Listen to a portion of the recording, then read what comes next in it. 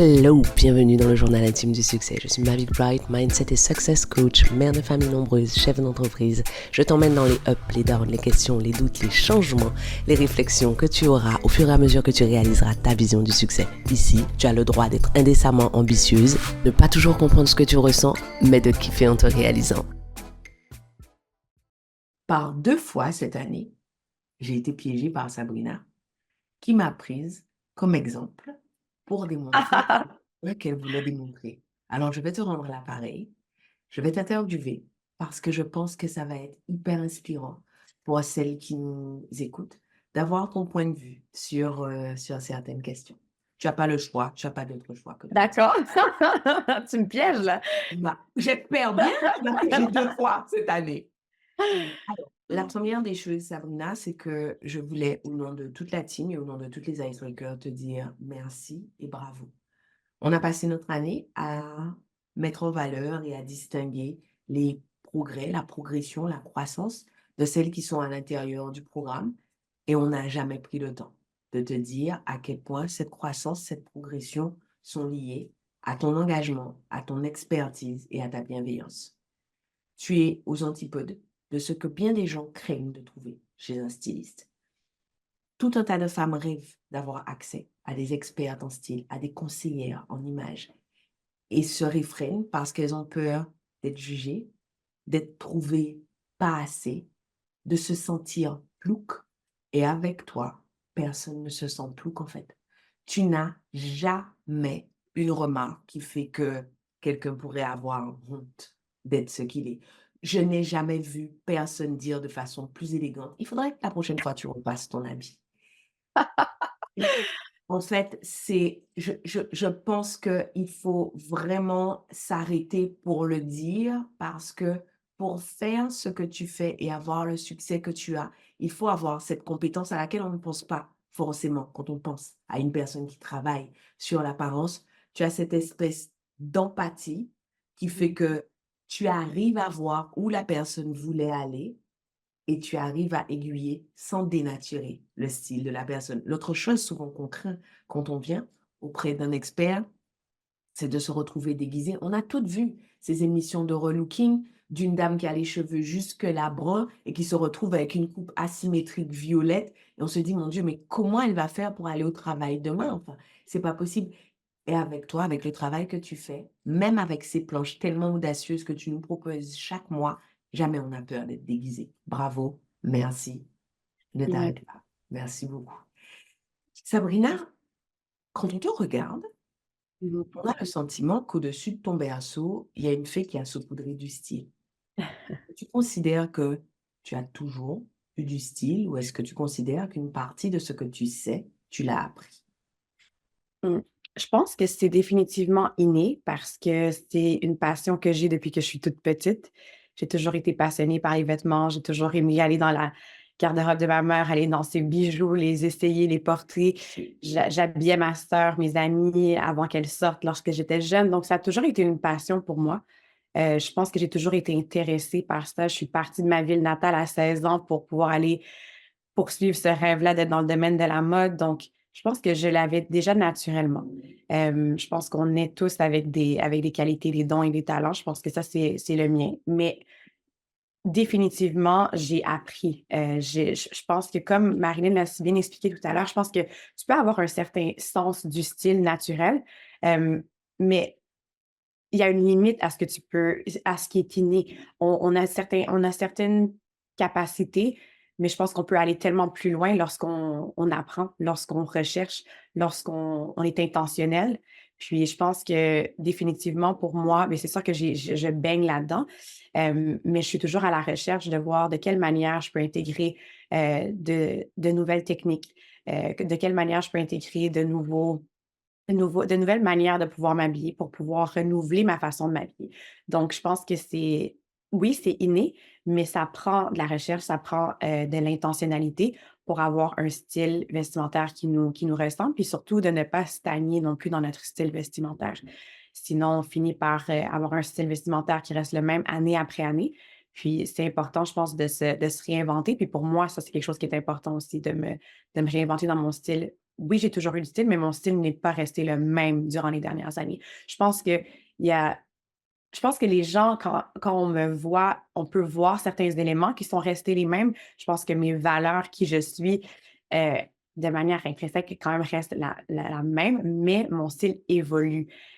Puis pour moi, c'est quelque chose qui est important aussi. Donc, à chaque année, je me fais des nouveaux boards sur Pinterest sur mon style pour cette année-là. Voici des choses que je veux intégrer.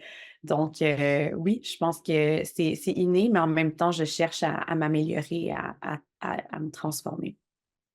J'adore ça. Milena et Marilyn, est-ce que vous pourriez, s'il vous plaît, sur le Facebook, j'imagine que vous êtes en train de le faire, mais au cas où vous ne l'auriez pas fait, est-ce qu'on peut renoter en commentaire ce que Sabrina a dit? L'idée, l'astuce de se créer chaque année un board pour son style de cette année. Qu'est-ce que je veux intégrer? Qu'est-ce que je veux faire?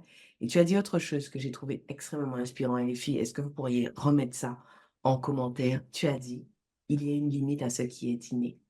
Mmh. C'est extraordinaire et pour moi ça alors je trouve déjà ça extrêmement inspirant, mais c'est encore plus inspirant quand on sait à quel point tu es croyante, à quel point tu es pratiquante. C'est-à-dire que tu dis: «Dieu m'a donné un cadeau, m'a Mmh. fait un cadeau, mais en fait, c'est un germe et c'est à Mmh. moi qu'il appartient de le faire fructifier, de le Voilà. développer». C'est Mmh. extraordinaire, c'est terriblement inspirant. Alors, je voudrais qu'on revienne sur cette partie de ton histoire, sur le fait que tu aies quitté Ottawa à 16 ans. Mmh. Comment tu as réussi à convaincre ta maman de faire ça? Quelle était Ma maman haïtienne. ta maman? C'est ça, la maman de Sabrina est haïtienne. C'est une vraie maman créole. L'idée de laisser son bébé partir, c'est vraiment Ouais. extrêmement moyen Mmh. comme idée. Raconte-nous, Sabrina. Absolument. Hem, bon, je pense qu'un autre don que j'ai que Dieu m'a donné, c'est ce don d'arriver à convaincre. Donc, ma mère disait toujours que depuis que j'étais jeune, j'ai toujours eu ce que je voulais parce que j'avais toujours cette capacité à convaincre avec des arguments qui étaient forts. Donc, moi, j'avais un plan dans ma tête. J'ai toujours écoute, tu parlais de d'émissions de transformation. Moi, quand j'étais jeune, je regardais une émission sur, TLC, c'est une émission américaine, c'était What Not to Wear. C'était mon obsession et ils transformaient justement les gens, ils transformaient leur look, de A à Z, les vêtements, la coiffure, le maquillage. Je passais mon temps à regarder ces émissions-là, tandis que les autres enfants mais regardaient autre chose. Moi, je regardais des émissions sur comment transformer son look. Donc, on peut imaginer que ça a commencé jeune. En été, moi, j'aimais pas aller dans les camps de vacances réguliers, j'allais dans des camps de vacances de fashion pour apprendre comment dessiner des vêtements. Donc, c'était le genre de choses que j'aimais depuis que j'étais toute petite. Donc, ma mère savait que j'avais déjà cette Ça passion-là existe pour ça? la mode. Oui, j'allais trouver des programmes Ah, comme mes ça, ouais. filles adoraient ça. Faut que J'adorais j'essaie ça. de Ouais, trouver. ouais, J'adore ouais. ça. Donc, on faisait du dessin, puis c'était avec une designer, en fait, qui faisait ses cours pendant l'été. Ouais, c'était génial. On pouvait dessiner notre, robe de graduation, puis la créer. Donc non, c'était vraiment cool. Puis même ma robe de graduation, c'était ma création aussi. Je l'avais dessinée, puis je l'ai fait faire par un couturier, puis j'avais mon inspiration. Donc toutes ces choses-là, ma mère voyait que j'avais vraiment un intérêt profond pour la mode. Puis ma mère, en fait, elle, qui est une d'origine haïtienne et quand elle était jeune, en fait, elle voulait être une artiste et elle allait au conservatoire de musique, elle était excellente, elle dansait, elle performait, des poèmes, puis des textes et tout. Puis elle était vraiment passionnée. Puis, ses parents l'ont empêchée de pouvoir poursuivre son rêve justement de devenir cette artiste. Puis c'est quelque chose qui l'a vraiment énormément blessée. Lorsqu'elle est arrivée au Canada, elle était adulte, elle aurait pu continuer dans cette voie-là, mais ça l'avait tellement blessée qu'elle s'est dit: «Plus jamais, je vais danser, plus jamais je vais poursuivre ce rêve-là parce que ça m'a trop fait mal». Donc quand est venu le temps justement de faire mes choix, on avait des orienteurs qui venaient à l'école, qui nous donnaient différentes options, puis tout était hyper cartésien comme option, puis il y a rien qui m'intéressait. Puis à Ottawa, c'est pas une ville du tout qui a des options en mode. Il y avait absolument rien d'intéressant. Donc j'ai dit à ma mère, j'ai dit: «Maman», j'ai dit: «On peut pas répéter le même pattern. On peut pas on peut pas m'empêcher de pouvoir aller poursuivre mes rêves. Il faut que tu dises oui. Je sais que ça va être difficile, mais je suis prête à le faire. Je suis prête à faire ce gros pas-là de pouvoir déménager à Montréal à 16 ans. Puis je la préparais déjà et j'avais 15 ans à ce moment-là. Même 14 ou 15 ans parce que il fallait déjà préparer les prochaines étapes après le secondaire et je commençais déjà à la préparer. Donc, pendant au moins un an, je l'ai préparée mentalement à pouvoir me laisser partir à Montréal. Je lui ai fait un plan, je lui ai expliqué qu'est-ce que je voulais faire, je lui ai expliqué dans quel programme je voulais aller. Je lui ai dit, écoute, moi, je suis prête à faire un contrat avec toi. Tu peux me donner peu importe c'est quoi tes conditions, je vais les respecter. J'ai réhabité chez un membre de la famille. Puis, dis-moi juste qu'est-ce que tu veux, puis moi, je vais le faire. Mais pour moi, la seule chose que je veux, c'est habiter à Montréal pour pouvoir faire mes études.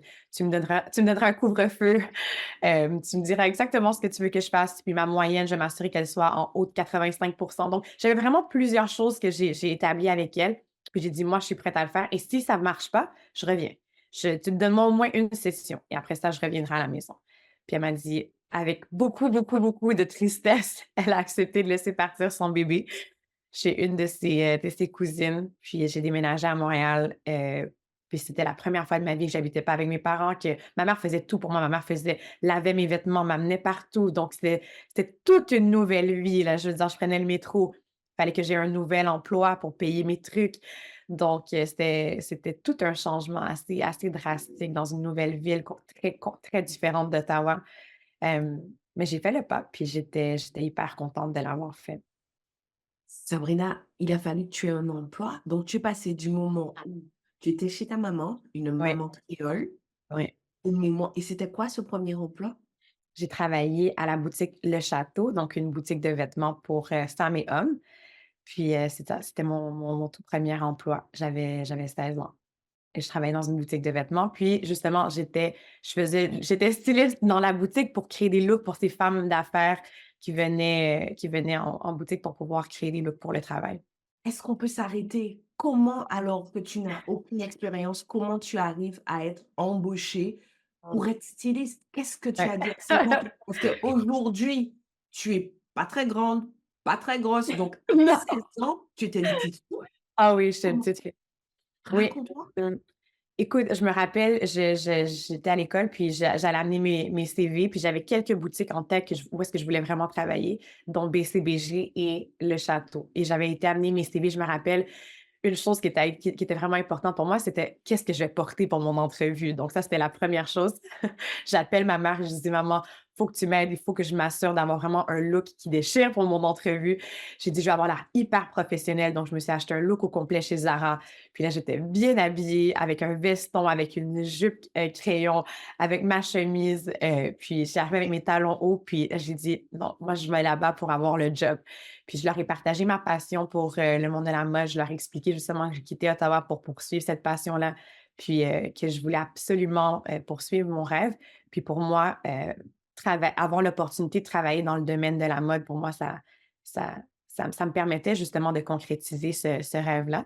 Donc, écoute, ils n'ont jamais engagé, une fille aussi jeune, dans cette boutique-là. Puis tout le monde avec qui je travaillais était beaucoup plus vieux que moi.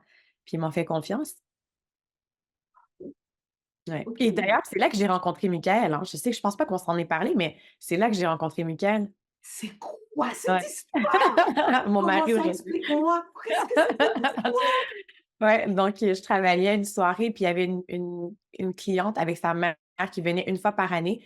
Elle venait dévaliser la boutique. Elle venait des États-Unis, puis elle aimait beaucoup plus le look ici. Elle trouvait que c'était beaucoup plus européen que ce qu'elles avaient l'habitude de trouver aux États-Unis, puis elles achetaient pour des milliers de dollars de vêtements.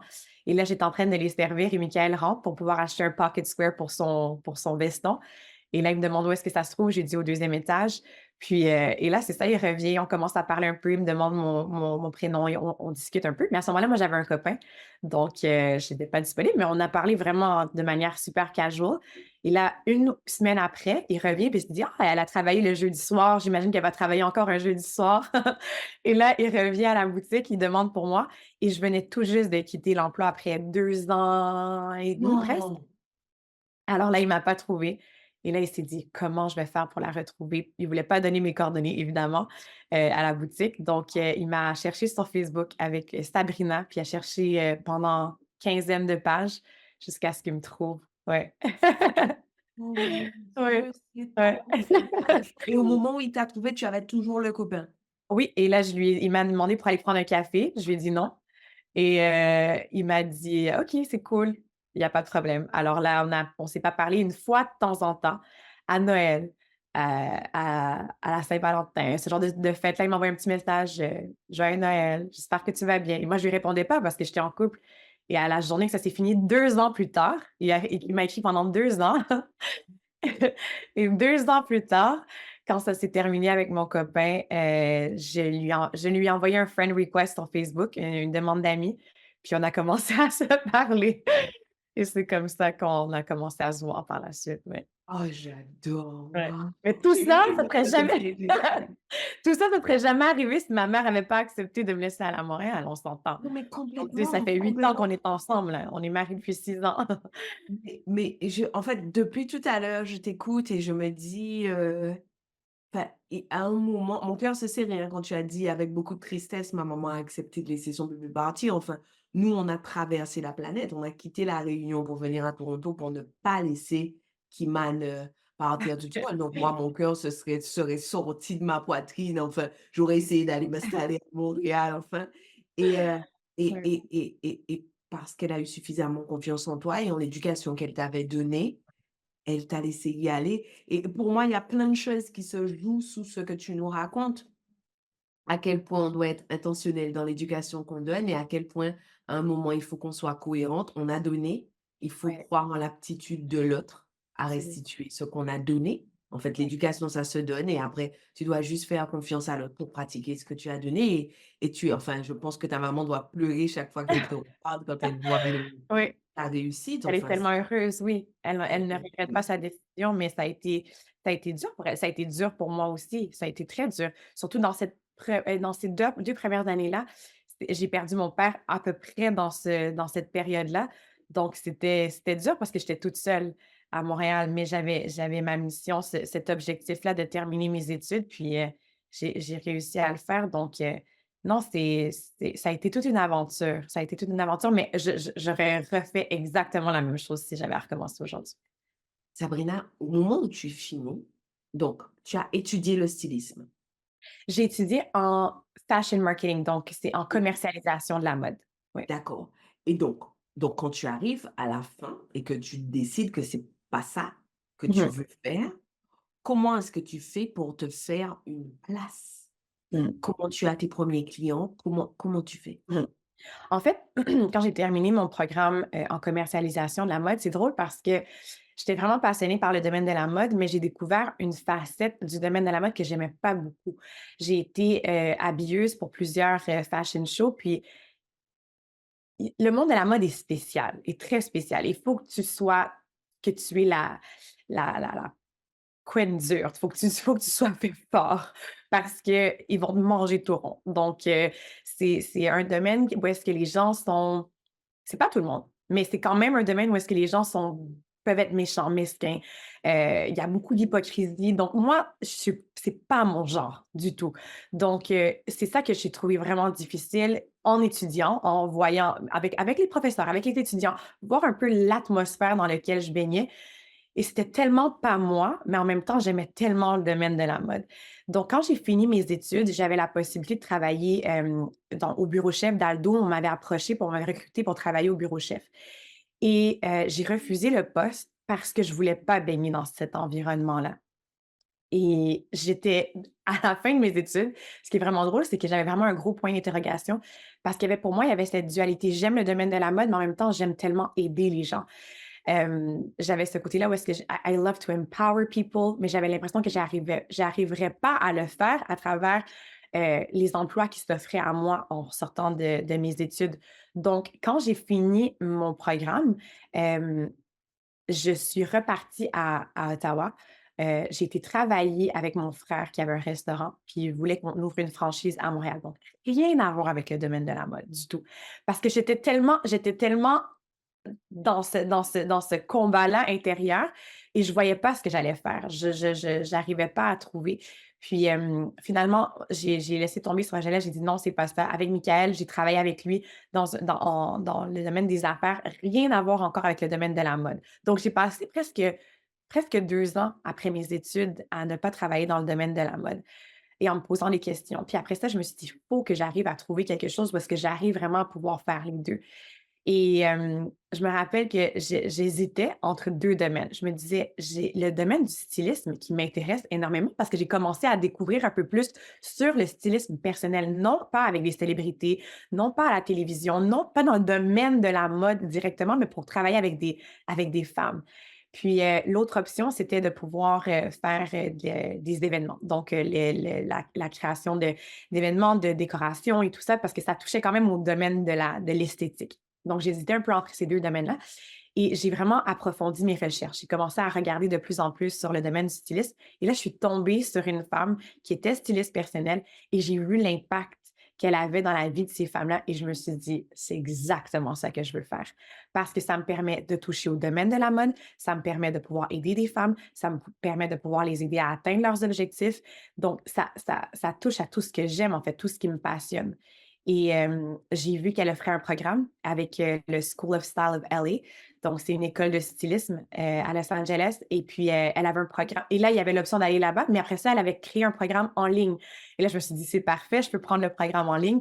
Alors j'ai sauté sur l'opportunité, j'ai pris le programme en ligne de stylisme et il y avait un gros événement qui se passait avec plus de 300 femmes et vu que tout le monde savait que j'aimais le domaine de la mode, que j'avais étudié là-dedans, ils m'ont demandé: «Est-ce que tu pourrais faire un segment sur le stylisme, sur la mode, pour pouvoir partager ton expertise. J'ai dit avec plaisir.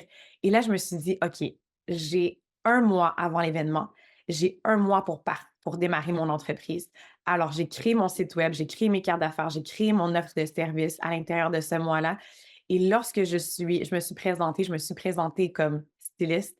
Et puis, j'ai offert, je pense que c'était 20 giveaways gratuits pour pouvoir leur faire une thérapie de la garde-robe et c'est ce qui m'a permis de pouvoir voir 20 profils différents, 20 types de femmes différentes, morphologies différentes, styles de vie différents, looks différents et les aider à pouvoir, faire la thérapie de la garde-robe et pouvoir les aider à pouvoir développer leur style vestimentaire.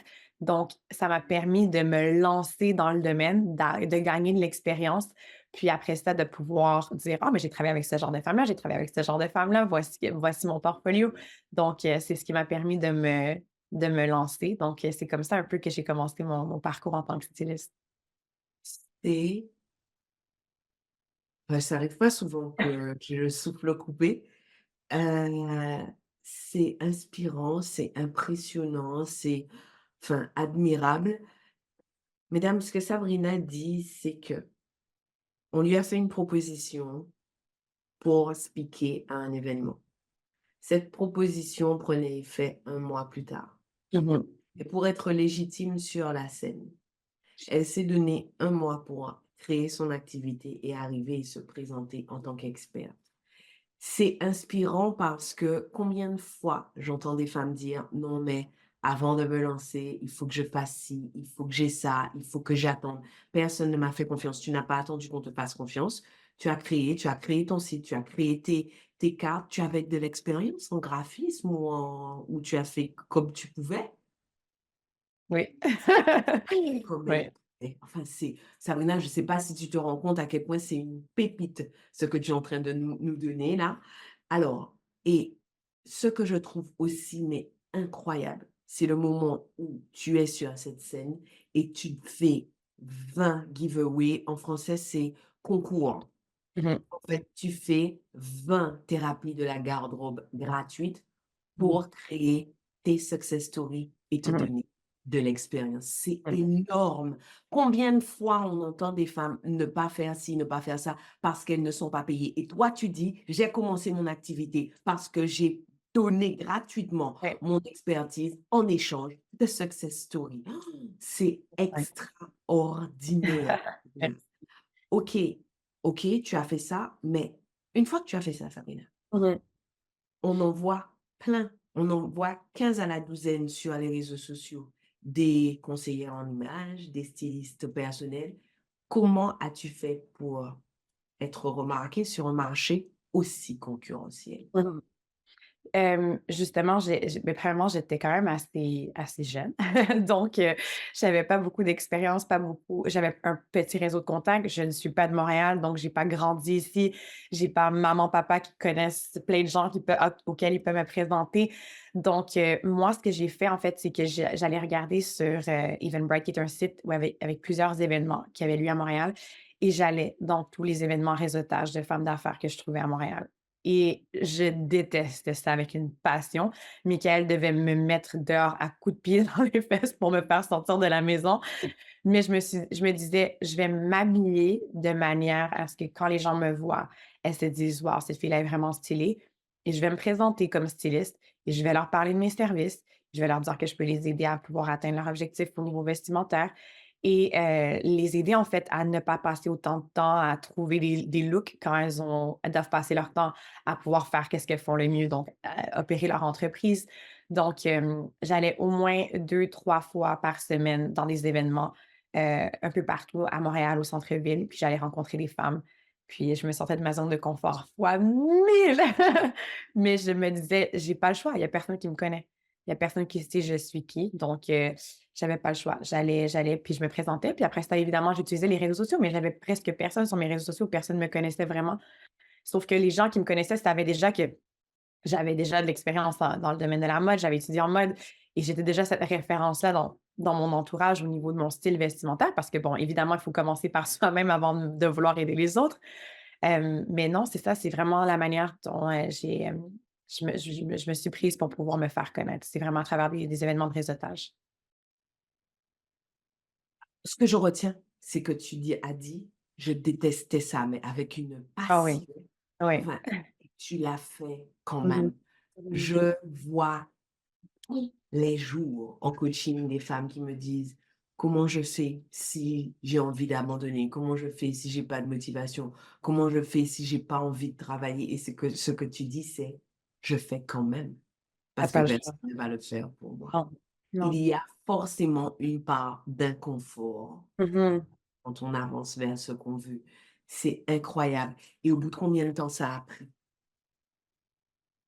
Ça a pris du temps. Moi, en fait, j'ai travaillé pendant longtemps, j'ai fait le sacrifice de pouvoir trouver un travail comme serveuse pour aller travailler, je travaillais principalement les soirs. Donc comme ça, pendant la journée, j'avais du temps pour pouvoir bâtir mon site web, travailler sur mes offres de services et tout. Donc la journée, je travaillais sur mon entreprise de styliste et le soir, je travaillais comme serveuse dans un restaurant, en fait, pendant presque 2 ans. Ouais. Mmh. Je travaillais 7 jours sur 7. Ouais, je travaillais 7 jours sur 7 pendant presque 2 ans où est-ce que c'était ma manière de pouvoir m'assurer de pouvoir avoir suffisamment pour pouvoir payer mes factures, mais en même temps de développer mon activité et au moment où est-ce que je faisais plus d'argent comme styliste qu'en travaillant comme serveuse, c'est là que j'ai pris la décision de quitter mon emploi et de vraiment de le faire à temps plein, en fait. Tu viens de donner une leçon de succès, d'humilité, de tout en style. Tout en Waouh! Sabrina, merci beaucoup. Merci pour ça. J'ai encore des questions. Heu, quand on te tu disais tout à l'heure, il faut commencer par soi. Oui. Bah, si tu veux t'occuper du style des autres, il faut que les autres te considèrent comme une référence.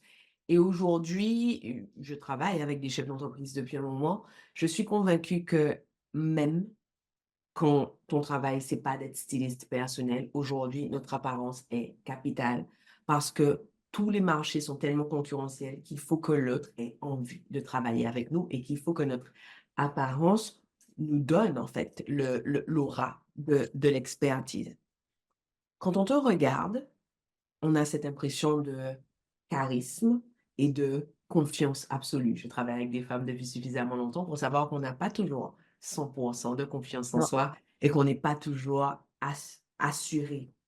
Qu'est-ce que tu utilises? Quels sont les éléments de ton apparence que tu utilises pour renforcer ton confiance, ton charisme, ta confiance, pardon, ton charisme quand tu te sens vulnérable? Mmh. Déjà, c'est une très bonne question parce que je le dis, les gens qui me connaissent le savent ou les fois où est-ce que j'ai eu la chance de partager, les gens le savent, mais je suis quelqu'un qui a eu longtemps, un gros problème de confiance en moi, énorme. Heu à tous égards, physiquement, par rapport à mes aptitudes. J'avais énormément de difficultés à avoir confiance en moi, en mes capacités. Euh, Puis pourtant, je fonçais quand même parce que je me disais, faut avancer malgré que je me sens pas confiante. Mais ça a été quelque chose de difficile. Et c'est drôle parce que je n'ai jamais compris pourquoi. Pourquoi j'avais toutes ces pensées limitantes-là qui m'empêchaient de pouvoir atteindre mon plein potentiel. Mais ça a été long pendant plusieurs années, j'ai eu beaucoup de difficultés avec ça. Donc, ça, c'est pour commencer, pour celles qui pensent que j'ai toujours été super confiante et que ça a toujours été très facile pour moi, ça n'a pas du tout été le cas. Ma mère a toujours été une grande cheerleader pour m'encourager, me dire à quel point je suis bonne, à quel point je suis capable. Dès que j'avais ces pensées limitantes, la première personne que j'appelais, c'était ma mère quand ça allait pas. Puis elle m'a beaucoup aidée dans mon parcours. Donc, je dirais que pour moi, l'apparence joue un rôle très, très, très important.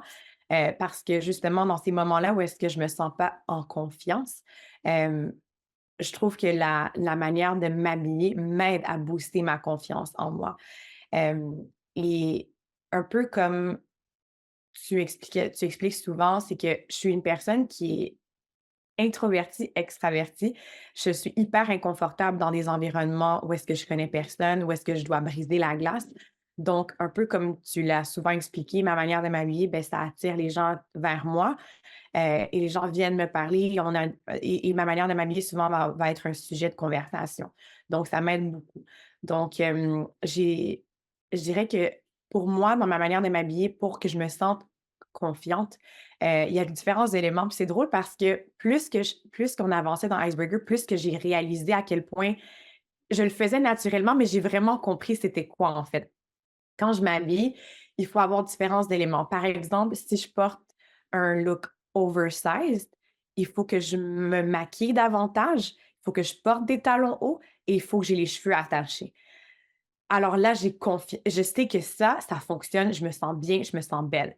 Si je vais porter un look plutôt ajusté, à ce moment-là, je vais vouloir avoir les cheveux lâchés, et je peux avoir un maquillage qui est un peu plus léger, je peux porter des baskets, mais si c'est ajusté. Donc j'ai commencé à décoder un peu qu'est-ce qui fonctionne pour moi et dans quel vêtement ou dans quelle silhouette, je me sens le mieux. Donc ça m'aide justement lorsque je m'habille le matin, peu importe où est-ce que je vais, je sais quelle silhouette fonctionne, je sais quel genre de vêtements je dois porter, je sais, hem, comment me maquiller, comment me coiffer pour me sentir en confiance. Donc j'ai commencé à faire cet exercice-là, puis maintenant ça devient tellement plus facile pour moi, quand je sais que j'ai besoin de ce boost-là de confiance en moi. Il faut surtout pas que j'aille à l'encontre de ces règles-là, sinon oui, ça c'est tout est tout est foutu. Là, je me sentais déjà pas super et en plus, j'ai choisi des vêtements ou une coiffure qui fonctionnait pas, puis finalement, heu, je me sens pas belle et en confiance. Donc, c'est ça, j'ai commencé à mettre ça en application, puis je dirais que c'est pas nécessairement une couleur spécifique, c'est pas nécessairement, un imprimé, mais c'est plus dans l'ensemble, ce que j'ai mentionné, c'est vraiment ce qui fonctionne pour moi, oui. Vraiment. Et voici ma dernière question. Parfois, il arrive qu'on soit en retard le matin et certaines, quand elles sont en retard, se disent: «Bon, qu'est-ce que je fais? Je Mmh. m'occupe de moi ou je fais mon lit», par exemple. Mmh. Si tu avais 3 astuces ou 3 conseils à donner à la personne qui est de toute façon déjà en retard pour pimper son apparence ou pour avoir un look put together, quels seraient ces 3 conseils? Mmh.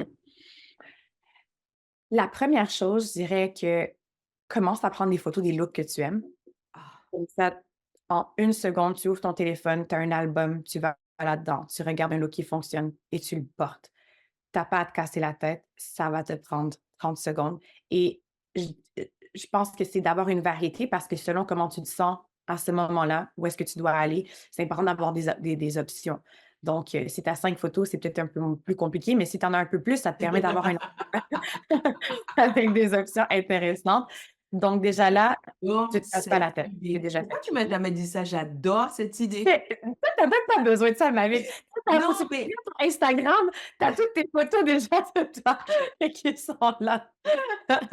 Mais oui, absolument, non, ah, c'est j'adore cette idée. En fait, juste le fait facile. d'avoir un album que tu as nommé, ça te fait gagner un temps de dingue, en fait. On est dingue, Les ouais. Et looks là, si tu veux aller plus préférés. loin, tu peux choisir des catégories. Tu sais, tu peux avoir un album travail, un Ah, album c'est week-end. exactement ce que je vais faire. Ah bon, J'adore. c'est facile, donc tu as pas à y penser.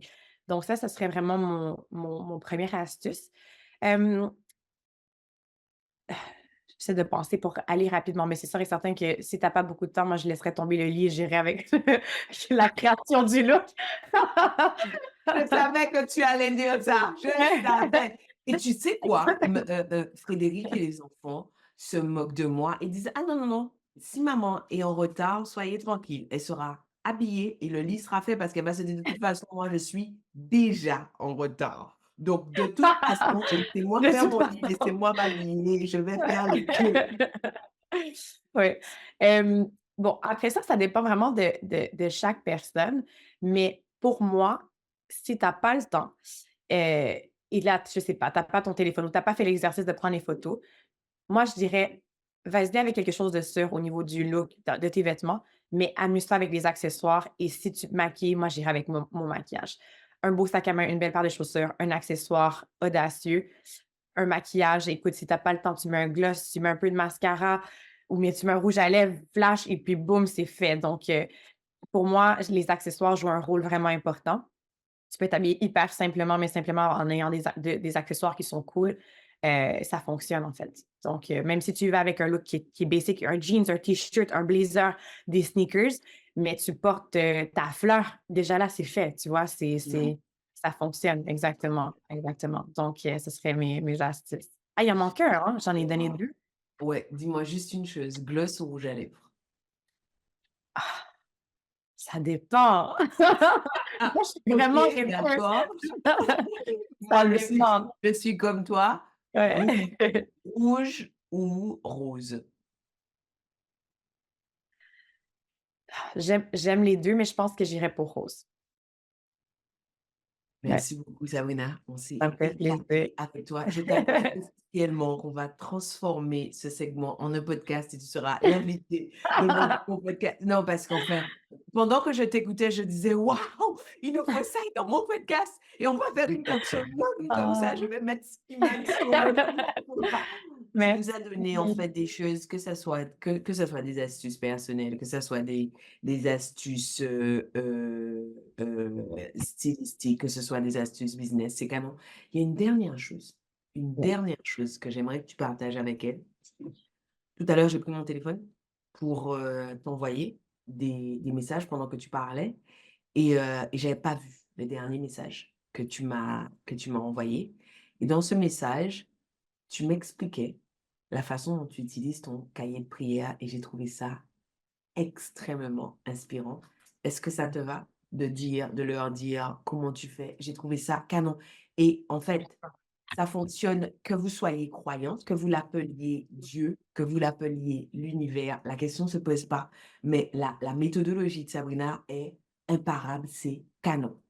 En fait, tout part du Merci. fait qu'un jour, j'ai partagé en story le fait qu'une de mes amies allait subir une grosse intervention chirurgicale du cerveau et quelques semaines plus tard, Sabrina m'envoie un message dans lequel elle me dit: «Est-ce que tu peux me donner des nouvelles de ton amie, s'il te plaît? Parce que depuis que tu as partagé son histoire en story, je prie pour elle» et je lui dis: «Waouh, enfin franchement, si ça c'est pas l'amitié, je t'ai pas demandé, je t'ai pas appelé pour te parler de ça» et elle me répond: «J'ai senti que c'était important pour toi, alors je l'ai mis dans mon cahier de prière» et je lui dis: «J'ai besoin que tu m'expliques parce que moi, j'ai pas de cahier de prière et je voudrais savoir comment ça fonctionne» et maintenant je te laisse la parole. Absolument. Mais est-ce que je vais aller le prendre, je vous l'amène, je vous le montre. Ah J'arrive. ouais? D'accord. Eh oui. Mais avouez qu'on s'amuse quand même, là.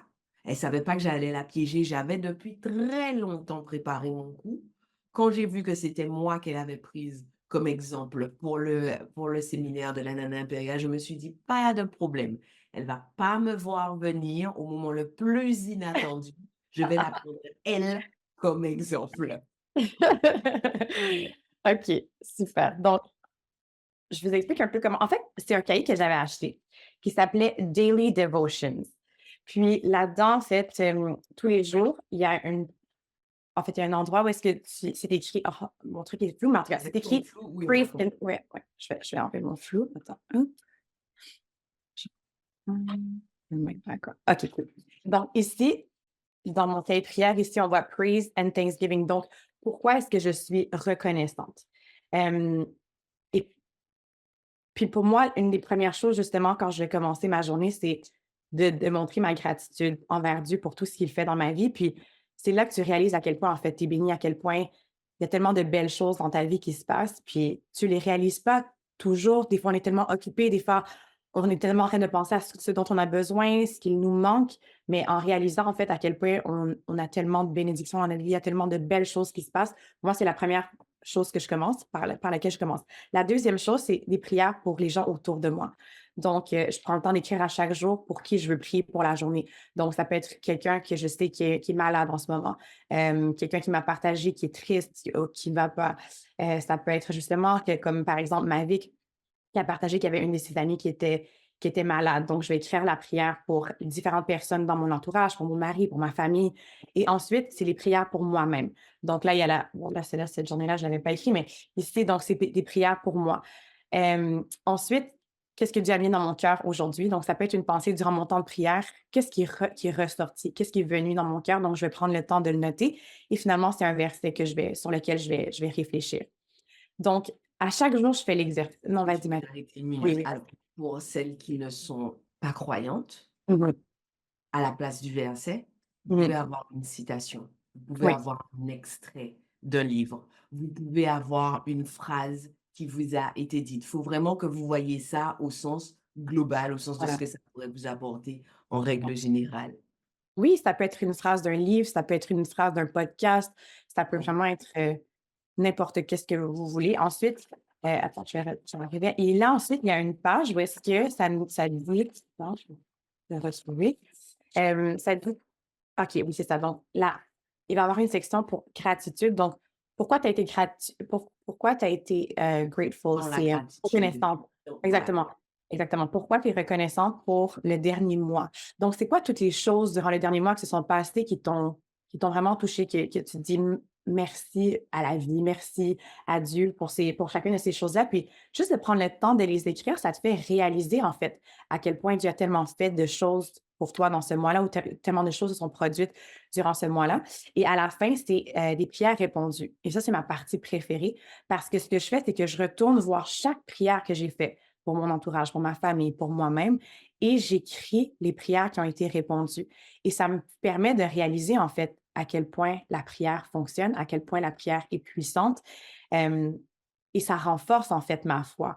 C'est ce que j'expliquais à ma vie. Puis pour moi, ça a été vraiment un outil puissant parce que des fois, on fait face à des challenges, on fait face à des situations, puis qu'on a l'impression qu'ils sont impossibles. Mais en réalité, quand tu prends le temps de retourner dans ces prières qui ont été répondues, c'est ça qui te donne le courage et la foi de poursuivre, d'avancer en disant, mais si ça a déjà été fait dans le passé, si j'ai déjà prié et Dieu a répondu, si j'ai déjà eu à ça à cœur et ça a été accompli, pourquoi est-ce que ça serait différent cette fois-ci?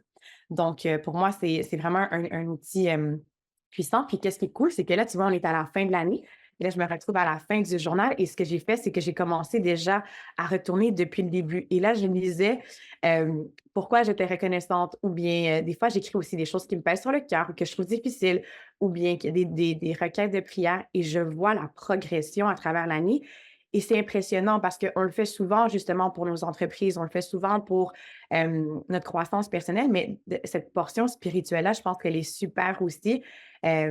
Puis on voit en fait notre évolution. Donc pour moi, c'était vraiment un beau moment et je réalisais à quel point j'avais accompli tellement de choses durant l'année. Puis ça, il y a tellement de miracles qui ont été accomplis aussi. Donc je trouve que c'est tellement un beau moment de pouvoir avoir ce moment de réflexion-là sur notre année. Puis, moi, ça me donne encore plus un gros boost et encore plus de foi pour l'année prochaine. Je me rappelle qu'il y avait des moments où est-ce que j'étais dans l'incertitude, mais peu longtemps après, je vois à quel point, mais finalement, j'étais mon état d'esprit a complètement changé, puis j'étais tellement groundée, je savais exactement où est-ce que je m'en allais, j'avais une vision claire. Donc juste de voir cette progression-là, je trouve que c'est vraiment beau. Puis, s'il y en a qui veulent, prendre le temps de le faire, je pense que vous allez apprécier l'exercice aussi. Je suis impressionnée. Quand j'ai lu, je me suis dit: «Waouh! Pourquoi j'ai jamais pensé à ça?» J'ai trouvé cette idée extraordinaire et je me suis dit: «En fait, ça fonctionne quel que soit le type de foi que tu pratiques, quel que soit ce que tu penses». Enfin, j'ai trouvé ça extraordinaire. J'ai trouvé que c'était un chouette cadeau pour finir l'année. Vraiment. Est-ce J'imagine. que je t'ai tout demandé ou est-ce qu'il y a quelque chose que tu aimerais rajouter? Non, je pense que tu m'as tout demandé. Je pense que c'était cool. C'était cool comme exercice, je m'attendais pas du tout à ça. C'était super Mmh. méga cool. Vraiment, merci beaucoup. Merci d'avoir joué le Merci, jeu. Merci pour cette merci. année ensemble. Oui, mais Merci. c'est ça, en fait, oui, ben, pas par rapport à ce que tu m'as demandé, mais je voulais prendre le temps de te dire merci aussi parce que, comme on disait tout à l'heure, on s'est rencontrés, Mavic et moi, dans un événement. Bon, moi, je crois pas au hasard, mais bon, par pur hasard, disons. Mais je pense vraiment que nos chemins devaient se croiser à ce moment-là. Puis elle m'a partagé Icebreaker, puis c'est cool parce que quand on s'est rencontrés, puis ce que je trouve drôle, c'est que sa vision, c'était exactement la même que ma vision avec mes clientes. Les choses qu'elle partageait, je lui disais: «Mais moi aussi, c'est ce que je partage avec mes clientes». Puis, je pense qu'on était c'était vraiment, il fallait qu'on se rencontre. Il fallait qu'on se rencontre, puis il fallait qu'on fasse ça ensemble. Puis je me rappelle quand elle m'a partagé sa vision, son projet, elle dit: «Je sais pas si ça va fonctionner, Sabrina, mais j'ai l'impression que ça serait quelque chose de trop canon de pouvoir lancer Icebreaker. Je sais pas si les gens sont prêts à ça, mais je sais qu'elles en ont besoin et on va voir si elles vont adhérer. Alors on y va et on fonce, puis on voit qu'est-ce que Et ça on va donne». y arriver. Et ça a Complètement. été, ça a été un succès absolument incroyable. Puis je suis juste tellement, tellement, tellement, tellement fière de toi, Malik, de ce que tu as réussi à faire à travers, le groupe. De pouvoir voir autant de femmes que leur vie a vraiment été transformée littéralement par ce programme, que tu as mis sur place, l'équipe qui est en arrière, je veux dire Marilyn, Milena, Célia et toute l'équipe. Ah, Célia. Vous êtes absolument incroyables. Elles sont là pour les filles, puis je veux dire, au-delà que ce soit un job, tu vois qu'elles they care. Puis aujourd'hui, je They pense que c'est care. quelque chose They de tellement really difficile. care. They really care et ça se trouve pas partout, surtout pas de nos jours, dans des gros programmes avec autant de femmes. Souvent, on peut avoir l'impression de se sentir comme un numéro, mais je pense que chacune d'entre vous peut ressentir l'amour, puis à quel point, on veut vraiment voir votre progression, on veut vraiment vous voir évoluer, on veut vraiment vous voir avoir du succès. Puis, c'est avec passion que chacune d'entre nous, on le fait. Puis moi, ça me fait plus que plaisir de pouvoir faire partie du programme, puis ça me fait chaud au cœur de voir que à chaque fois que j'essaie de penser à un nouveau concept, à un nouveau coaching, j'essaie de me mettre dans vos chaussures puis me dire qu'est-ce qu'elles ont besoin, puis de voir que ce qu'on vous partage, vous le mettez en application, puis ça a un impact réel et concret. Je suis toujours, surprise. Puis, je suis vraiment, vraiment heureuse et surtout très reconnaissante de pouvoir faire partie du programme Icebreaker. Moi aussi. On va se finir sur un souvenir qui est pour moi vraiment l'illustration. On va se laisser sur un souvenir qui est vraiment l'illustration de ce que tu viens de décrire. Mais avant, je voudrais, comme Sabrina, dire que le travail que Célia, Marilyn, Milena, Honora font Honorable, oui. à l'intérieur du programme est extraordinaire. Et oui, je suis consciente d'avoir une équipe incroyable et je passe mon temps. Pas un jour ne passe sans que je dise à Frédéric, «Oh, on a une équipe de dingue. Enfin, on a une chance incroyable. On a une équipe de dingue et autour de vous, comme disait Sabrina, vous avez vraiment des gens pour qui votre succès compte. En fait, ça compte vraiment pour nous que, que vous ayez du succès.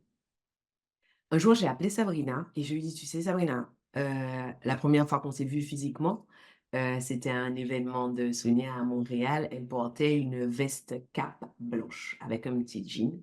Et je l'ai trouvée incroyable, cette veste. Et quelques mois après, je lui ai dit, tu sais, Sabrina, en fait, je veux une veste comme ça. Je n'arrive pas à en trouver. Elle me dit, c'est un cape blazer.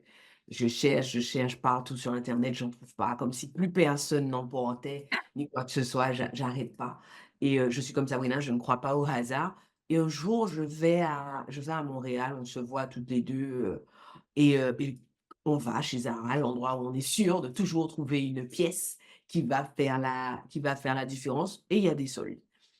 On regarde partout autour de nous et toutes les 2 au même moment, sur un des portants, on voit un blazer cap blanc, exactement le même que le sien. Et en fait, sans se regarder, toutes les deux, on regarde le blazer et toutes les deux, on fait et en fait, on se regarde et tout était dit. Et pour moi, dans ce moment-là, Sabrina, il y avait l'intégralité de notre relation. L'intégralité Mmh, du fait que le hasard n'existe pas. mmh. L'intégralité du fait qu'on ait une vision qui va exactement dans le même sens.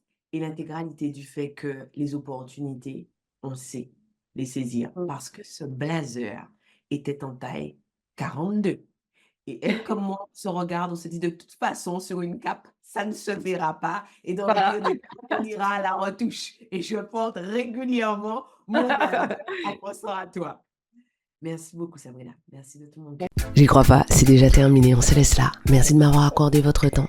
Pensez à vous abonner à ce podcast et à me laisser une revue. Et au cas où vous vous demanderiez quel intérêt vous auriez à vous abonner à ce podcast et à laisser une revue, en plus du fait que vous seriez toujours notifié de l'arrivée de nouveaux épisodes, si vous vous abonnez, ce podcast aura de plus en plus de succès. Et s'il a de plus en plus de succès, ce que les ambitieuses comme vous et moi pensons sera de plus en plus répandu. Et si c'est de plus en plus répandu, on va créer un monde de femmes puissantes. Ah, rêvons ensemble d'un monde dans lequel le succès des femmes est normalisé. Un monde dans lequel aucune ne prend ombrage de la puissance de l'autre. Voilà à quoi ça servirait que vous vous abonniez et que vous laissiez une revue. Je serai contente de vous voir sur mon Instagram. D'ici là, à bientôt au prochain épisode.